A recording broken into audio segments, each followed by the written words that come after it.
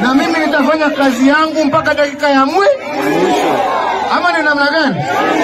Bado kuna hospitali za kufunguliwa, bado kuna barabara za kujengwa, bado kuna kazi nyingi za serikali ambazo zinatakikana kufanywa, na mimi nitazifanya mpaka nipatie shughuli hiyo mwingine. Na nawaomba nyinyi kwa heshima ya yule ambaye nitapatia aendelee naye, iwe si mwingine isipokuwa Raila Amolo.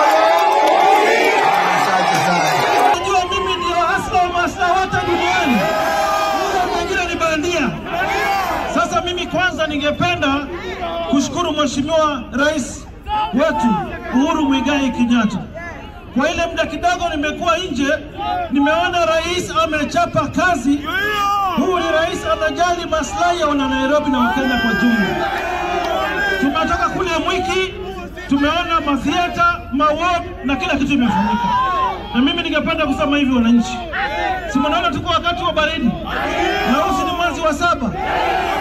Mimi najua baada ya miezi ingine 9 wale watoto wamezaliwa leo watakuwa mara 10.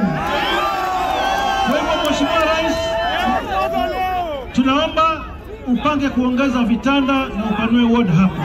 Ile kazi umefanya ni kazi mzuri sana. Yale mengine ningependa kusema, kwa hii kazi rais amefanya iweze kuendelea, lazima mumpatie rais na watu wake. Si ndio? Ndio NMS iendelee kuwachapia kazi Nairobi. Lazima mumpatie rais mbunge wa Azimio hapa, lazima mpatie rais MC wa Azimio hapa, na lazima pia mumpee rais gavana wa Azimio hapa. Na mimi nikiwa pale Mombasa nitakuwa natupa macho kuangalia, ndio wasione rais ameenda retire, watu wacheze na wananchi. Tunajua mimi sipendi wananchi wachezewe. Kwa hivyo tafadhalini, mimi nawanyenyekea na upigia magoti, tusaidie rais, tusaidie viongozi wake, kazi Nairobi iendelee. Sio wale wanapiga siasa mbaya hata sababu ya njaa. Sisi hatuwezi kulaumu rais sababu ya njaa.